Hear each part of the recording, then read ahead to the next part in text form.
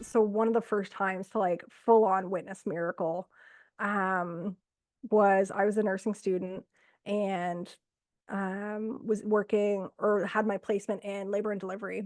And so I'm like, oh, this is so cool. Birth, oh, everything's happy, happy, happy. And so we get ready. We've got this routine scheduled C-section. This is mom's second C-section. The first one was almost a year to the day prior. We're like, "Oh, that's so cute. This is great." She's like, "Oh, I do pass out when you start the IV, just as a heads up." So we're like, "Okay." And sure enough, start the IV, she passes out. She comes back, it's all fine. And so, we bring her in, they're starting the C-section. They're telling me because I'm the student, they don't want me touching anything. Just go sit by the head of mom's bed and we'll just wait until dad can come in. Just kind of hold the place. I'm like, "Okay, I can do that."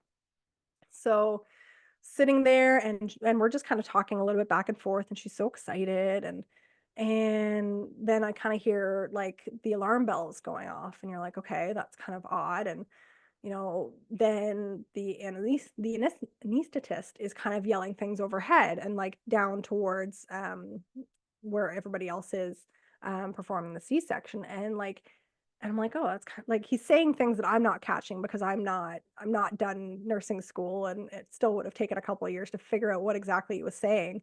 So I'm like, oh, but he's got some urgency in his voice. I'm like, oh, that's what's going on.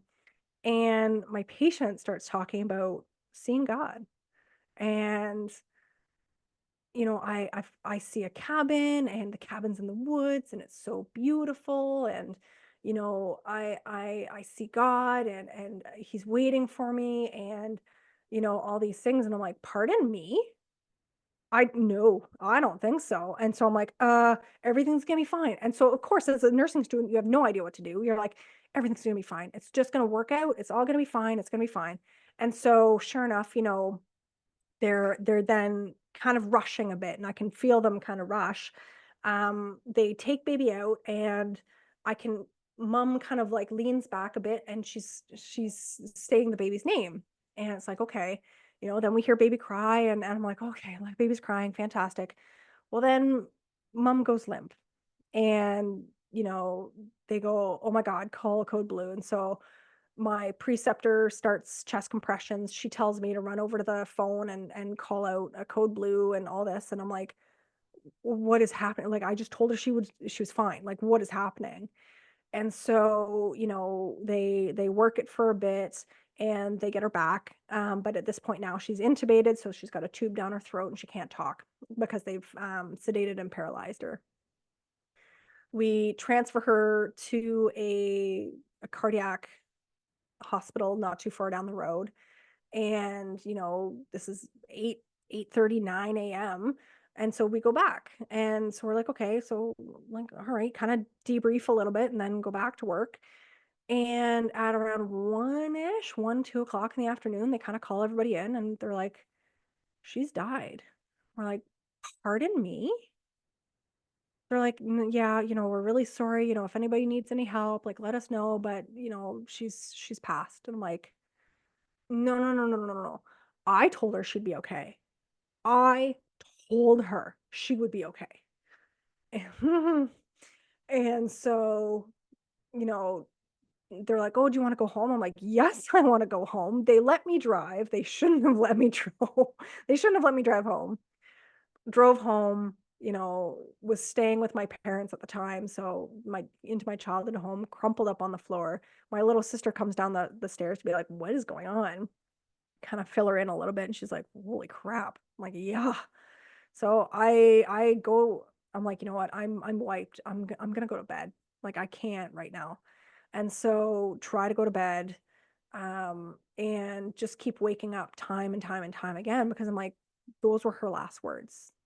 The words that I heard, nobody will hear them because she said them to me and everybody else was very very busy trying to save her life. So I'm like, if I don't like, I have to write them down now because if I don't write them down now, I'm gonna lose them or they're gonna change or something. So ended up getting pieces of paper and just writing everything, especially, the God part and the cabin and all this kind of stuff. And in the morning had to go back.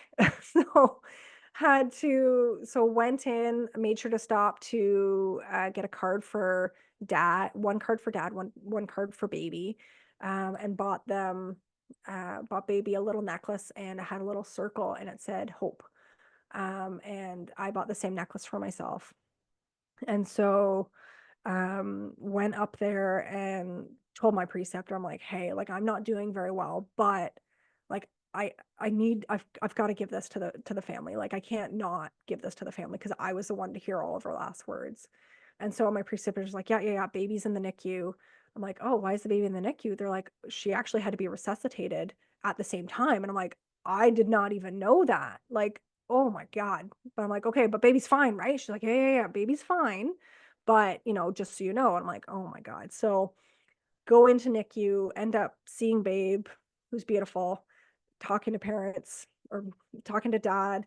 And I can't remember if it was his parents or her parents that were also there and just like bawling with them to be like, I am so sorry that you weren't allowed in. But like, here is everything she said. And as best I can remember. And I'm so sorry that it's taken me a day to get back to you.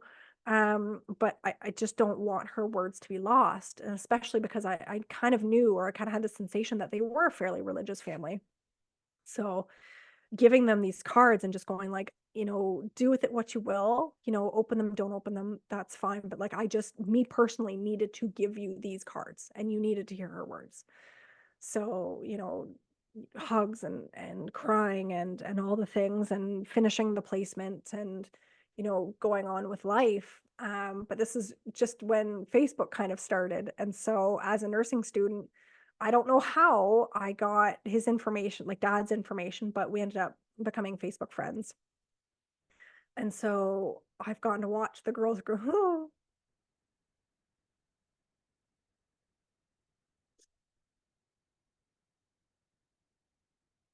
I've gotten to watch the girls grow up. I've been able to have a lot more closure than anybody else ever gets.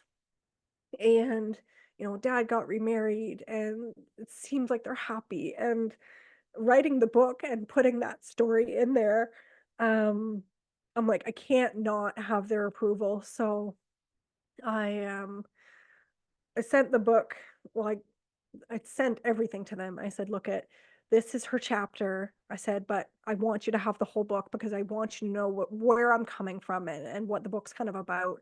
I said, and if you say that you don't want it in there, it is gone. It is out in a heartbeat, not a problem. And he goes, this is so beautiful.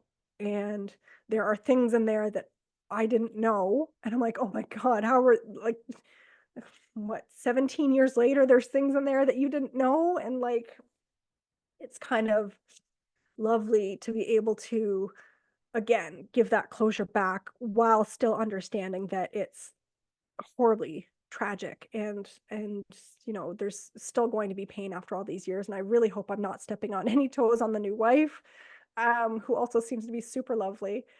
But it was just one of those stories where it was like, okay, that's like, how can you not call that magic? Um, wow.